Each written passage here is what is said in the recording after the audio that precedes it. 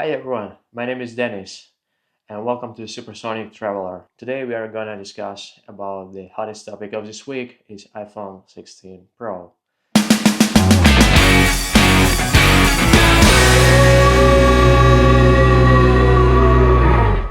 Today we are gonna go into deep details of comparison. If you can use this iPhone as your main YouTube blogging camera, or you need something like DJI Osmo Pocket 3 or something else. So I prepared for you a detailed video of comparison from sunrise till sunset, from a low light condition to a highlight condition. You'll be able to decide for yourself if you need another camera or it will be enough for you just to use your iPhone or just DJI Osmo Pocket 3 camera. Let's start with unpacking.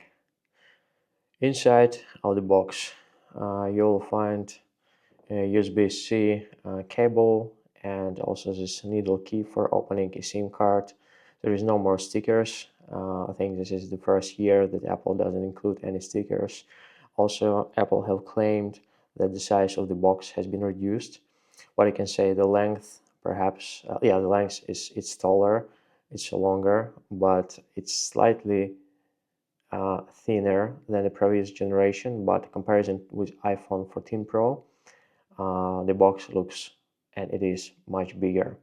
So iPhone 14 Pro perhaps was the most ecological box from the previous generation, if we may say so. But they are pretty much the same. I didn't notice any differences. So here how they look alike, from the top, pretty much the same. We're comparing here, it's 16 Pro, 15 Pro titanium white and 14 Pro space gray. And noticeable differences of the telephoto camera lens that is noticeably larger on 16 Pro. Alright, so here you can see the video that I'm recording on my DJI Osmo Pocket 3 with 40K 30 frames per second. And here I'm enabled video on 4K 60 frames per second. It's a front camera of the iPhone. Now I'm using the back camera, which is 1x, and also 4K 60 frames per second, and the quality should be of course better than the front camera. And again, we can see and we can compare with the DJI Osmo Pocket 3. Let me know your opinion in the comments, would be interesting to hear. Also, let's check the autofocus feature. So let's say if I'm putting my hand closer to the camera, it starts autofocusing on my hand, and now it smoothly goes to my face. Let's do the same for iPhone. Yeah. And now we are moving to the most interesting part of this video, is a detailed comparison between iPhone camera and DJI camera in the low light condition. So this video has been filmed 20 minutes before the sunrise. It was a beautiful dawn, very calm condition, and I think that on the DJI Osmo Pocket 3 it looks a bit more natural.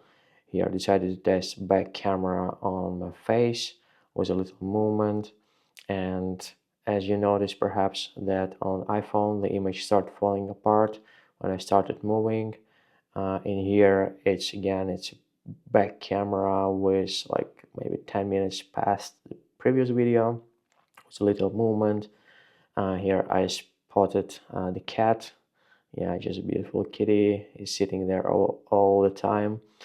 But what you can see when I start moving the camera to the left then to the front, on DJI it's much more smoother, and on iPhone it's like, yeah. This cat is filmed with iPhone camera. It looks pretty good, but the sun was almost there. It was like maybe 8 minutes before the full sunrise. This is approximately 5 minutes before the sunrise, and front camera I'm walking on this bicycle path and where there are no bikes in the morning at the time. So this is the pond. I think that again on DJI everything looks more natural. Looks like that iPhone is trying to add more processing on top of it.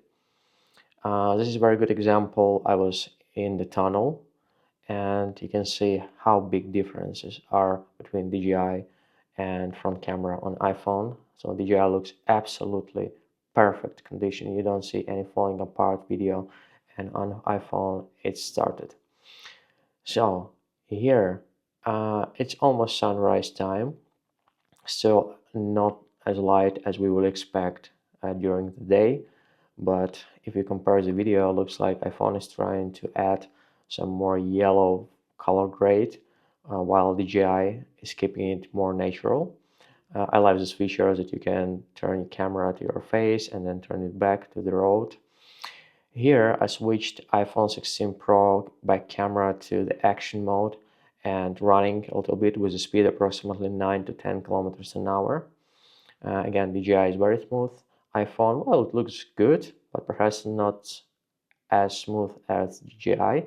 Well, it makes sense because DJI is using the apparat, it's hardware stabilization.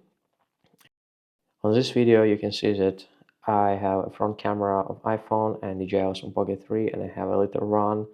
So on iPhone, it's much more shaky. Now it's a good example of how the camera will react on switching the light, especially when you're filming sunrise. And I think that, yeah, on DJI iPhone you can see this glowing effect, and DJI, no, it's more cinematic. This is a good example of, yeah, it's close to the lake, and again, this strange gloss yellow color on the iPhone, while Osmo Pocket is keeping the image more natural colors.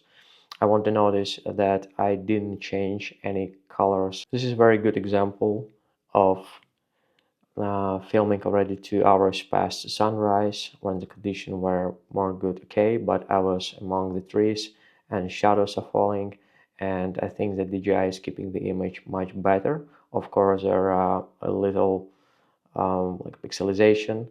So this is about sunset time, yeah, almost sunset. Again, Osmo Pocket has more natural light, while iPhone adding this strange yellow effect. Sunset time, I'm indoor in my room, my house. So what we have, I think that both cameras are doing very good. iPhone is trying to process image and make it more brighter. I'm in the garden, again, sunset time. It's only, let's say, shadowing light in here, no direct sun anymore. Very similar. And here is a very good example when iPhone is trying to add on top some like foggy effect. That's why the orange and yellow color is not so bright and detailed as on DJI. What do you think about it? At least that's what I noticed. In this example, we have the same garden. It's like 15 minutes or even more, I would say 20 minutes past sunset with the light on, and well, both images already are a little bit like trying to autofocus and correct themselves all the time, but still from I like how it looks to me naturally, DJI is giving the picture and image more natural. And this is very good example. I didn't expect, because on DJI you can see that the image darker than on iPhone. So you can see more details on iPhone. However, the quality of both pictures are, well, not the best. This is one of my favorite features from DJI OP3. So you can film yourself and suddenly, for example, oh, there is something in front of me. You don't need to stop recording, you just need to press button, rotate the gimbal, and here it is. You just continue smoothly filming what you see. Now you want to comment what you see, just press button, hit button again, and here we go. Nice. I wish that in the next version iPhone would have something similar like Samsung 23-24 Ultra, that is called a director view, where you can see the front camera and back camera at the same time. And as well, Samsung can return, it can switch between the cameras front and back while you are recording. You don't need to stop. So I think it's big niche for improvement for iPhone. This is an excellent test also. So I see on iPhone that my face looks like covered with some glow, but sky colors are definitely better. So on DJI, my face is very clear. What looks like the spots where the sunlight is like overexposed, and I need to click on it in order to align the colors, but then my face is going down dark. I need to tap on my face in order to balance the image. It seems like iPhone is doing balancing much better. What do you think?